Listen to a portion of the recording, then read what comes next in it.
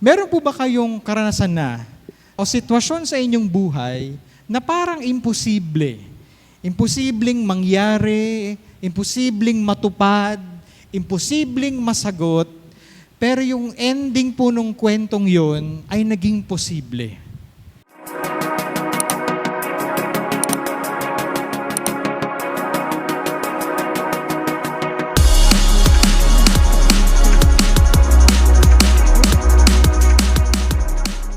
Magandang umaga po sa inyong lahat. We'll be talking about Christian persecution po today. Ang mga kapatid natin sa Panginoon na pinag-uusig dahil sa kanilang pananampalataya. And I come from a ministry called Open Doors. Sige, sa next slide, ito po ang aming founder, hindi si Pastor Andrew, pero si Brother Andrew. At ang kwento po niya kung paano po nagsimula ang gawain ng Open Doors at kung paano po siya tinawag ng Panginoon ay nasa libro po na God's Smuggler. Andyan po yan sa aming booth sa labas kung gusto niyo po magkaroon ng kopya. Bakit ba siya tinawag na God's Smuggler? May kilala po ba kayong smuggler sa inyong buhay? When you say smuggler, no? Karaniwan ito po ay illegal o kaya delikado ang mga bagay na ini-smuggle, ipinupuslit kasi nga bawal. Ngayon si Brother Andrew, 70 years ago, we celebrate 70 years last year, ang inismuggle po niya ay ang salita ng Diyos sa mga bansa kung saan bawal ang Biblia. Alam niyo po ba na merong mga bansa sa ating panahon ngayon, maging noon pa, 70 years ago, at noon-noon pa, kung saan bawal ang Biblia. Pwedeng may mangyari sa iyong masama kapag nahulihan ka na meron kang Bible. At ngayon, kahit ang mga Bibles ay hindi masyadong kita, nasa cellphones na, sa ibang mga bansa, ini-inspect ang mga cellphones para ma-monitor, para makita, baka meron ka dyang mga Bibles na naka-download. And you can get imprisoned, arrested, ikaw at ang iyong pamilya, dahil lamang meron kang kopya ng salita ng Diyos. At yun na po ang sitwasyon 70 years ago, kaya tinawag po ng Panginoon si Brother Andrew, siya po ay ngayon ay nasa Panginoon na to start a ministry serving the persecuted church. I'd like to show you this short video kung paano po nagsimula ang gawain at ano po ang aming ginagawa to serve the persecuted church. Let's watch this first video.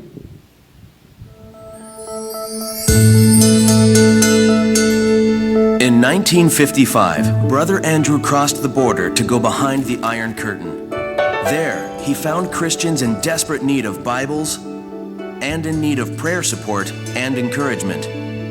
He knew then that he had found his life calling: to help persecuted believers, to help where the church was under attack, to strengthen what remained. Brother Andrew has been a catalyst for millions of Bibles being distributed each year through an underground network of local churches and Christians. Since the beginning, Open Doors has gone where few Christians dare to go. What started in 1955 with one trip into communist Eastern Europe became a worldwide ministry to serve the persecuted church. In the next 4 years, Brother Andrew traveled more than 100,000 miles, expanding Open Doors network in Eastern Europe and the Soviet Union, bringing hope and the Word of God to persecuted Christians.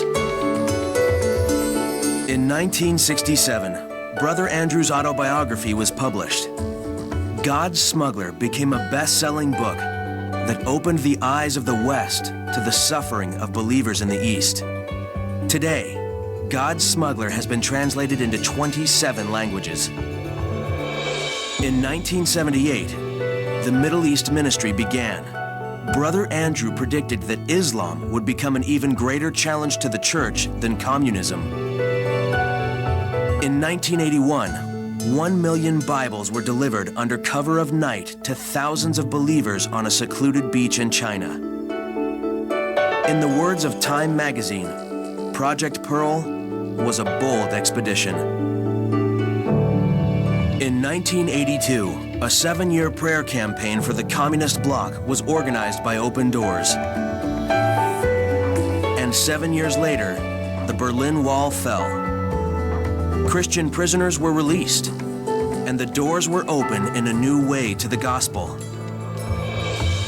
In recent years, Brother Andrew's ministry has taken him and his teams into the most dangerous areas of the Islamic world. Open Doors ministry has broadened over the years to include not only Bible distribution in the most restricted parts of the world, but also training seminars and practical aid for suffering Christians. And in the years to come, Open Doors will continue to go where faith costs the most to strengthen what remains. Yan po ay summary kung saan po ako nanggagaling bilang isang minister ng Panginoon representing the ministry of Open Doors. Sige, sa next slide po. Ayan, so lahat po kayo ay binigyan ng mga envelopes na puti. Tama po ba? Pwede niyo po ba yung itaas at iwagayway para may pagpapala? Hindi, biro lang po. So sa loob po niyan ay merong form na ganito. So before I begin the presentation, ang gusto po namin ay ma-update po kayo. Even after this service, pag-uwi ko po ng Manila, wala na po tayong communication. Pero ang gusto po namin ay mabigyan po namin kayo, ma-update po namin kayo ng mga prayer materials on the persecuted church. So as I go through the presentation po, pwede niyo po yung balik-balikan. Kung meron po kayong mga ballpen, pwede na po kayo simulang mag-fill up. And then, pag gusto niyo po talaga makatanggap ng mga ganito, on the persecuted church, bigay niyo lang po yan sa booth. Meron po tayong volunteer dyan para tumanggap ng inyong form. Okay? So, yan po ay balik-balikan niyo lang po as I go through the presentation. Okay. Sa next slide ay meron pong dalawang salita na marahil ay araw-araw natin nararanasan sa ating buhay. Meron po ba kayong karanasan o sitwasyon sa inyong buhay na parang imposible? Imposibleng mangyari, imposibleng matupad, imposibleng masagot, pero yung ending po nung kwentong yon ay naging posible. Pero na po ba kayong parang ganong karanasan? Ilan po sa mga examples na to ay siguro ganito, baka kakarelate po kayo dito. Nabayaran ko ang utang ko. Siguro ang laki-laki ng utang ninyo at hindi nyo alam, parang imposible ko na itong mabayaran. Pero sa tulong ng Panginoon, nabayaran ko ang aking utang. O kaya naman, nakapagtapos ako ng pag-aaral. Para sa mga estudyante dito na graduate at yung panahon ng pag-aaral dahil sa kahirapan ng buhay, hindi mo alam kung makakatapos ka. O kaya ikaw ay isang magulang, hindi mo alam kung paano patatapusin ang iyong anak dahil sa kahirapan ng buhay.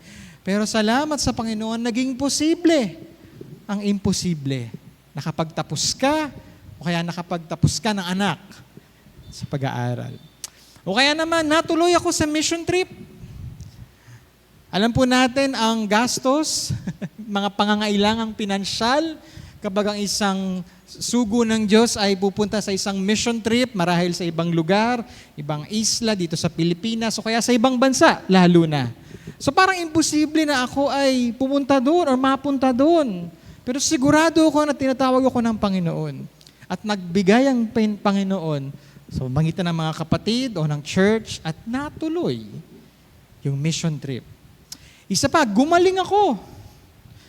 Baka meron po kayo ditong karanasan na meron kayong sakit, malubha, matindi, at sa mga panahon na iniinda ninyo ang sakit nung sakit, ay parang imposible na akong gumaling.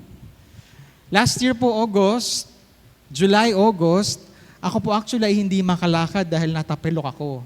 Hindi naman mataas kung saan po ako nahulog, no? Pero sabi nung doktor, nung in-MRI yung aking kaliwang paa, ay punit na pala lahat daw ng mga ligaments ko na nagdidikit sa aking legs at sa aking paa.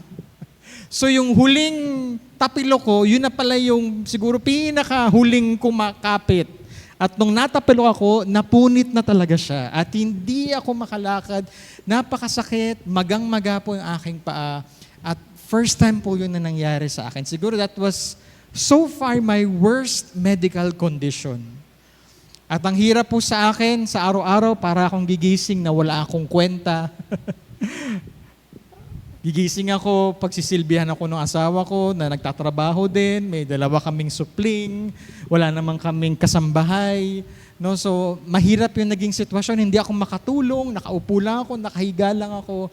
And I was really, bukod sa ako po ay malungkot, minsan nade-depress na, no? I was also asking God, bakit mo ito hinayaan na mangyari sa akin? At kinwestiyon ko na po, ang aking sarili kung makakalakad pa kaya ako.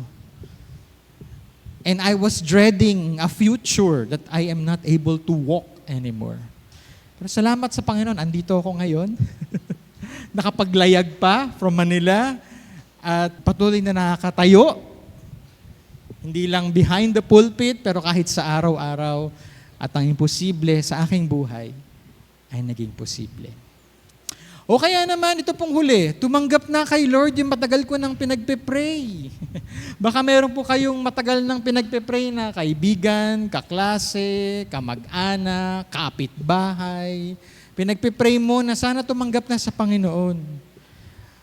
Tapos parang imposible kasi ang tagal mo nang pinagpe-pray yun. Pero dumating ang araw, salamat sa Panginoon, sa wakas, siya ay tumanggap na sa Panginoon. No, baka po ay nakaka-relate kayo sa ilan po sa mga ito. Ito po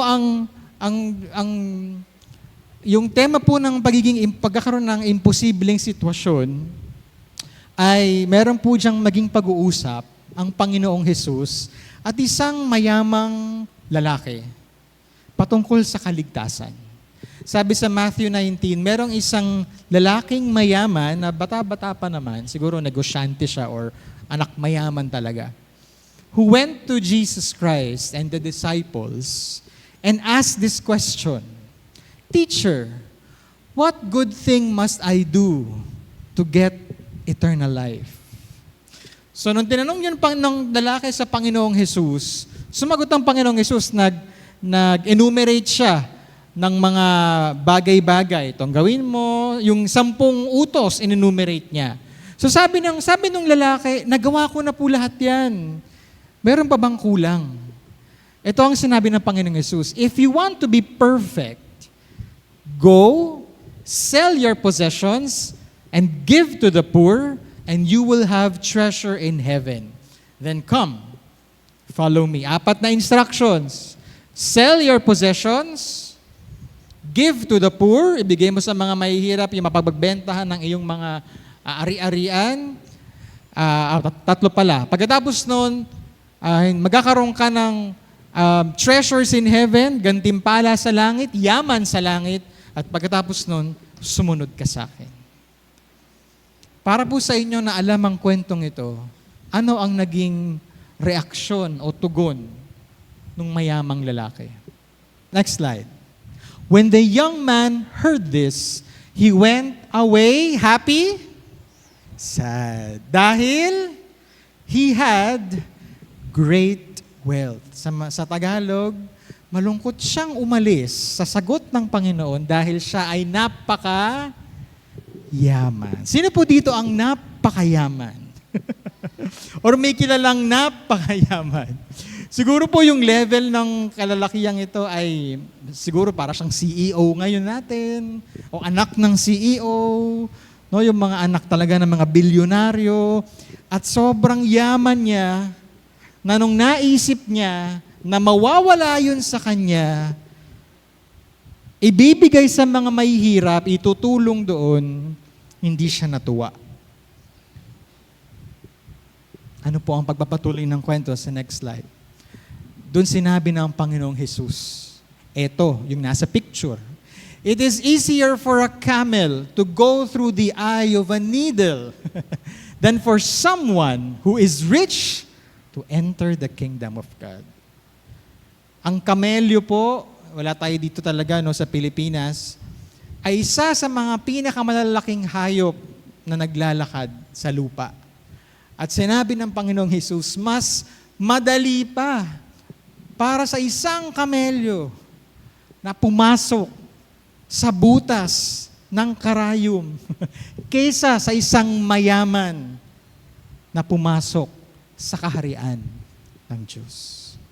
Gaano kalaki ang butas ng karayom? Kasya ba dito yung camel? Imposible.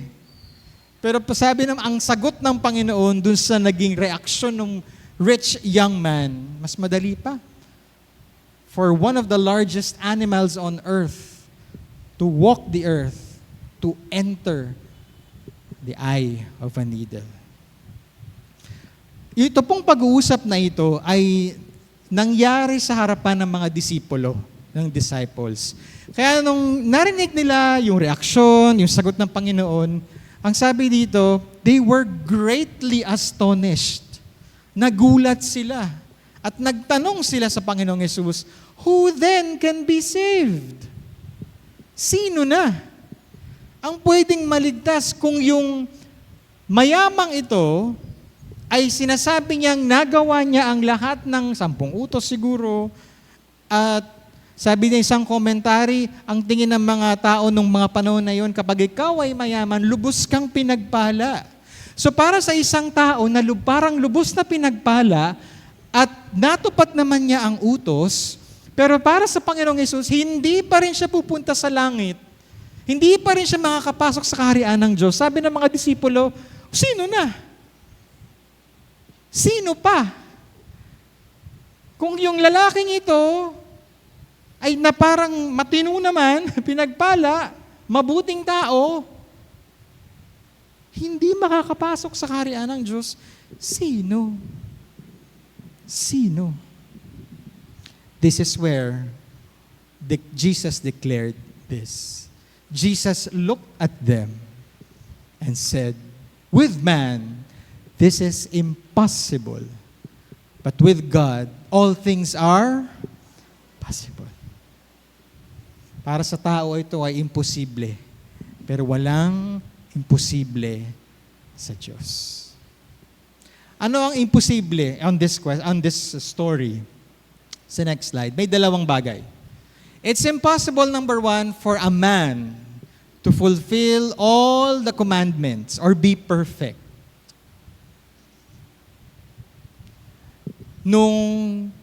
Yung reaksyon ng lalaki sa sagot ng Panginoong Hesus na ibigay ang yaman niya sa iba at umalis siya, hindi niya yun ginawa, ano po ang pinapakita nun? Sino ang kanyang Diyos? Ang salapi, ang pera. So mali yung sinasabi niyang nagawa niya lahat ng utos. Kasi nung sinubukan siya ng Panginoon, nakita niya sa kanyang sarili na hindi ang Diyos ang kanyang Diyos, kundi pera. Ano ang unang-unang utos sa 10 utos? Thou shall have no other gods but me. Kaya mali. Hindi totoo. Imposible for a man to fulfill all commandments and be perfect. Number 2, what's impossible is, it's impossible for a man to enter God's kingdom by his doing. Una pa lang, mali na yung tanong ng lalaki. Ano ang tanong niya? Teacher, what must I do to enter the kingdom of God? Kasi wala naman tayong magagawa, mayaman man o mahirap, para pumasok sa kaharian ng Diyos. So what is possible in Jesus' answer and in this story? It's possible to receive salvation, to receive eternal life, and to enter the kingdom of God only through Him. Sino po ang naniniwala dito? No? Dito lang tayo naligtas. Dito lang maliligtas ang sangkatauhan. Only through Him. Only through the kingdom of God. Nito pong January, nung inilunsad po namin ang listahan ng mga bansa kung saan pinakainuusig ang mga Kristiyano, Ito po yung naging tema namin, impossible faith. Sa next slide. Bakit? Because responding to the gospel, growing in the faith, and serving God even in the midst of extreme persecution is only possible through Him. Sa tindi po ng pag-uusig na dinadanas ngayon ng milyong-milyong Kristiyano, kung tutuusin, logically speaking, kung titignan lang natin yung mga factors, mga dahilan, kung paano pinapersecute ang mga Kristiyano sa mga bansa ngayon, kung tutuusin, dapat wala ng Kristyanismo sa mga bansang ito, sa tindi ng pag-uusig na nararanasan nila. But people continue to respond to the gospel. People continue to grow in the faith. And Christians continue to serve God even in these persecuted countries. And it's only possible through Him. Sa next slide, ito po yung aming mapa ng tinatawag namin na World Watch List. It is our list of the top 50 countries kung saan pinaka-inuusig, pinaka-violente, pinaka-masama ang Christian persecution. At ito po ang listahan ngayon ng 50 bansa na yan.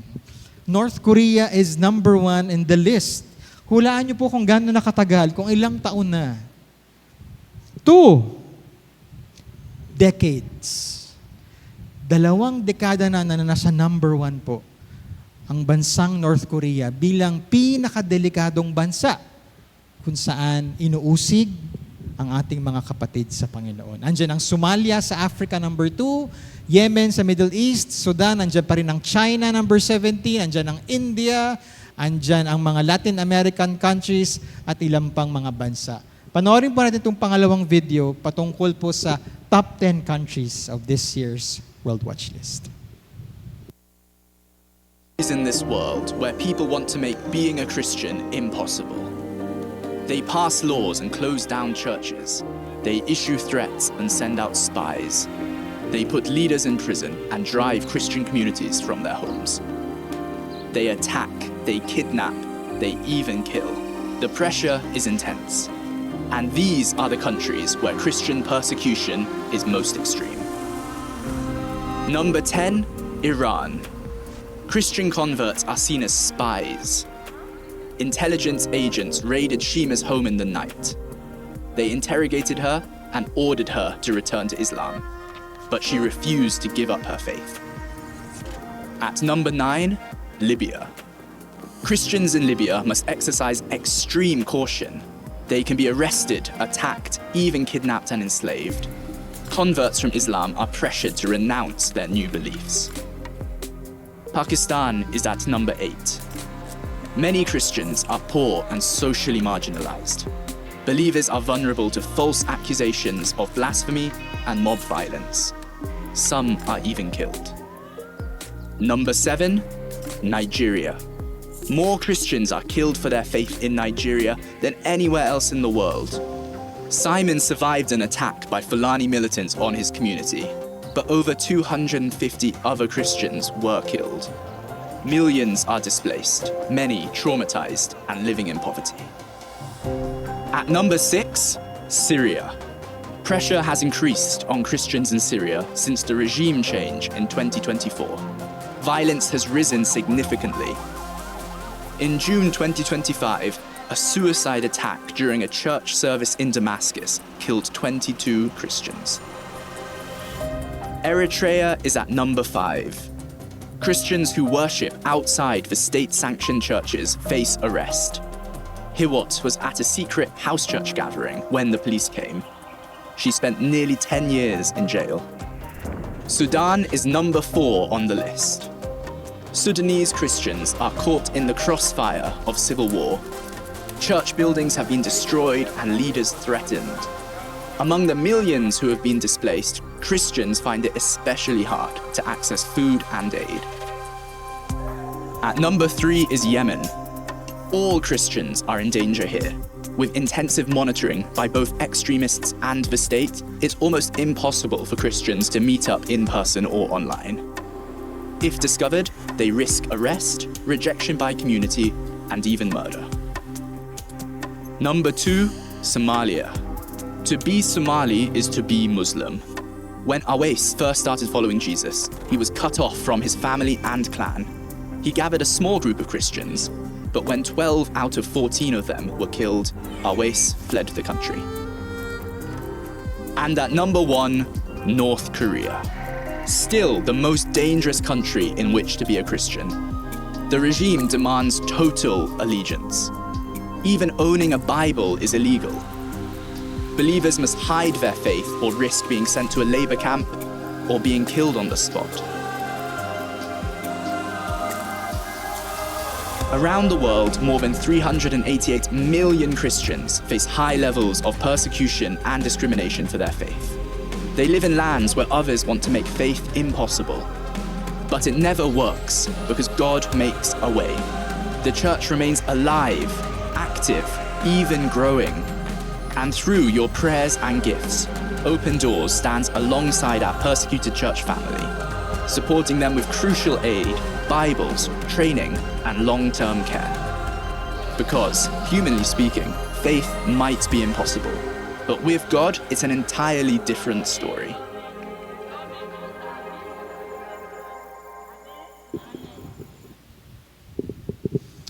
Sino po ang gusto mag-mission sa mga bansang ito? Hindi man tayo makapunta sa 10 bansa o 50 bansang ito, pero kailangan makakapunta po tayo doon sa pamamagitan ng ating mga panalangin. Our prayers, they need our prayers because of the persecution that they are going through. Bago ko po ipalabas yung huling video that I would like to share with you this morning, ito po ay isang video patungkol sa country number 2, yung Somalia. Ito po ay sa Africa. Ano po ang nangyayari dyan? Sabi po dito, anybody becoming a Christian in Somalia faces danger on all sides from the authorities, from their clan, and from anti-Christian extremists. It's illegal for a Muslim to become a Christian. Christians have no legal protection and can be harassed and intimidated by the authorities. Living Islam is also seen as seriously dishonoring your family and clan. They may disown, attack, or even kill you.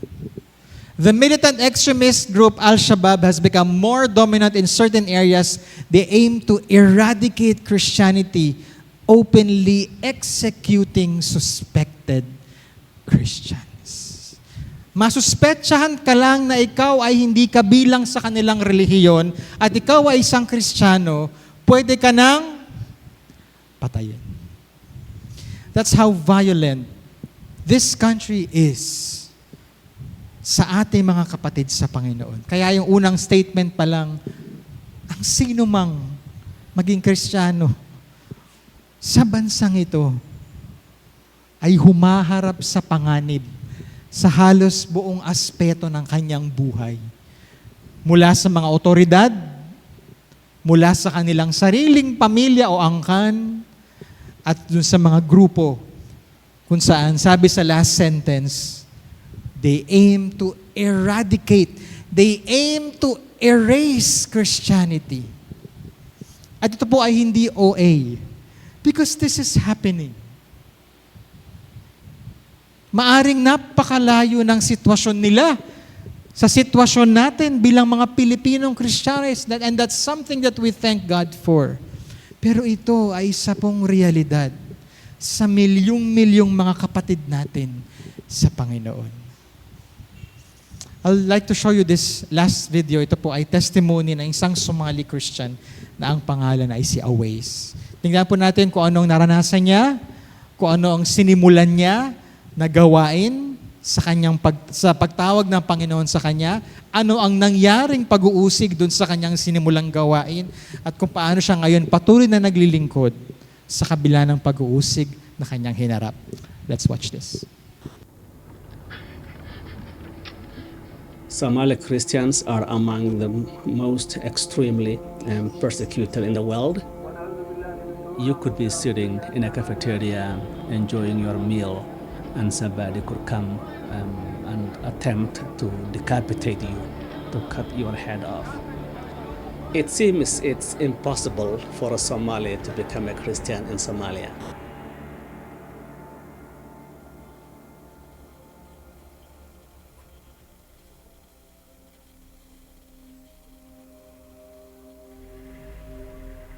When I became a believer, I did not have a fellowship. I did not know any Christian. Then after 7 years, I met a young Somali Christian. I told him about me, about my faith, and he trusted me. He welcomed me. I knew that spiritual isolation and lack of fellowship ended. And together we were able to start our own fellowship of 2 people. And the Lord added to our number daily. So by the end of the year, we had 14 members. And that was really a big church in a context like Islamic Somalia. It was arguably the happiest time I had since I came to the Lord. But of the 14 members, only 2 remained because the remaining 12 were killed for their faith in 2 years. I came to the other surviving house church member and I told him, my friend, they found 12, they can find 2 of us. I remember my friend adding, there's no way they can find us, there's no way they can find us, don't go. And I told him that we needed to leave Somalia and go to another country.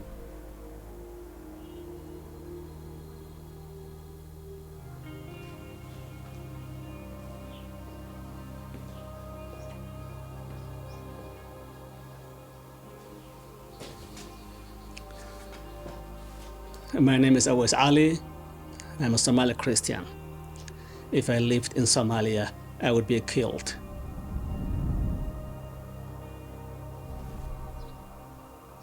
Even though I left Somalia, my story did not stop there. I continued serving the Lord. I'm involved in Somali Bible translation, literature development, literacy training. When Somali Christians follow Jesus, one of the first things they need is discipleship. People thought that the Somali church growing was impossible because of all the killings, but what was impossible is in fact now possible because the growth of the church is huge in Somalia. Tertullian, a North African church writer, famously said that the blood of the martyr is the seed of the church. So no matter how much the threats continue coming, I'm determined to stay the course and never waver in my faith or in my ministry. Pray for us to continue growing and thriving in the midst of the persecution.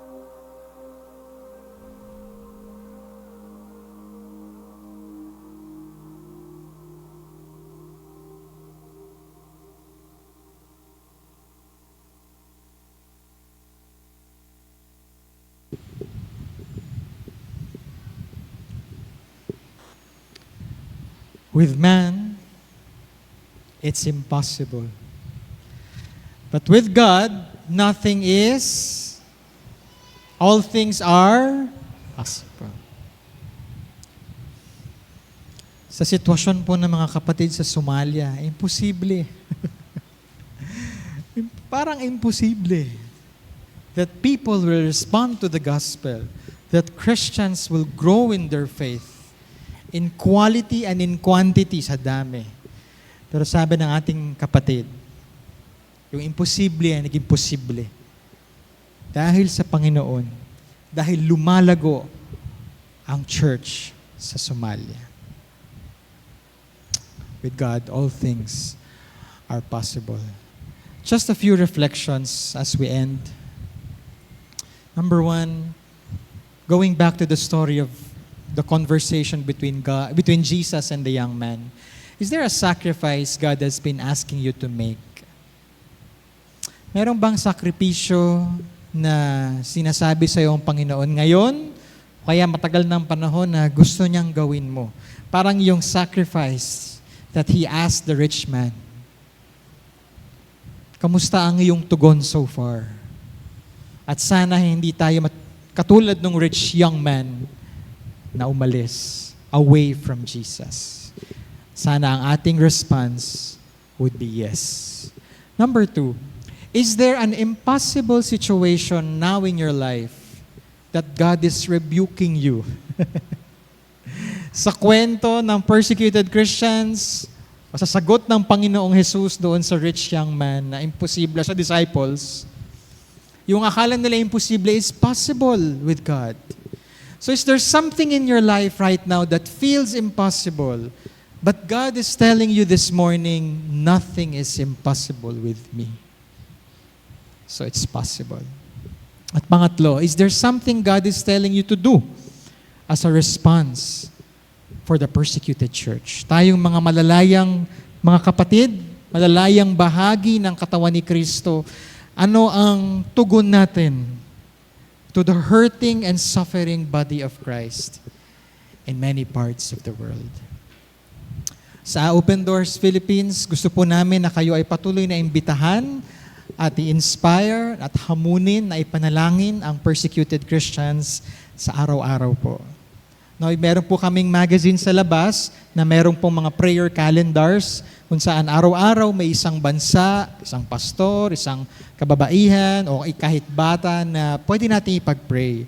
So kung yan po ay ang response na gusto ng Panginoon na gawin mo today for the persecuted church, yung pong form na maliit ay pwede nyo pong i-sign or fill up, or doon po sa booth namin may fill up form din po doon, at kuha po kayo ng libreng kopya ng Open Doors Magazine and prayer calendars. Yan po ay makakatulong to know what we can pray for the persecuted church.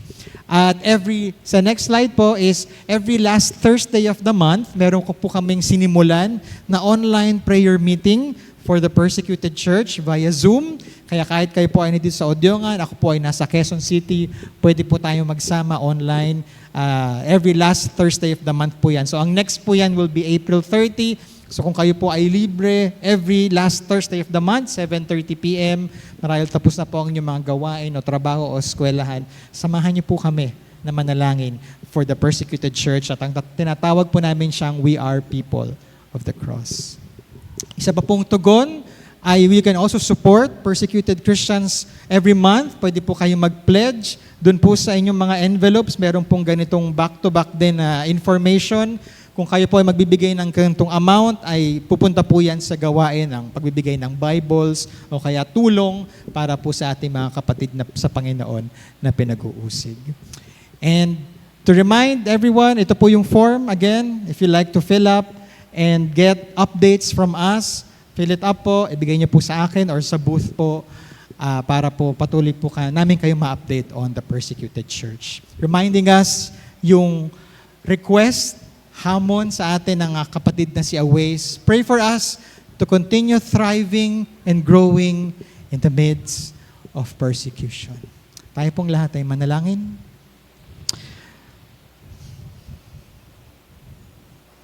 Father God, we thank you for the freedom that we have dito po sa Odiongan, dito po sa aming probinsya, dito po sa aming bansa, na maging isang church, na maging isang Kristiyano, na maging isang Kristiyanong pamilya.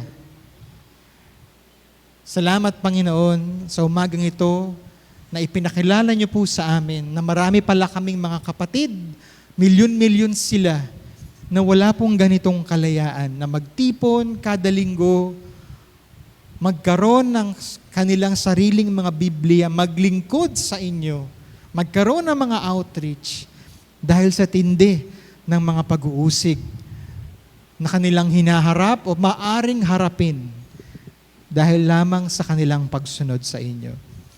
Panginoon, sa umagang ito, dalangin namin sila.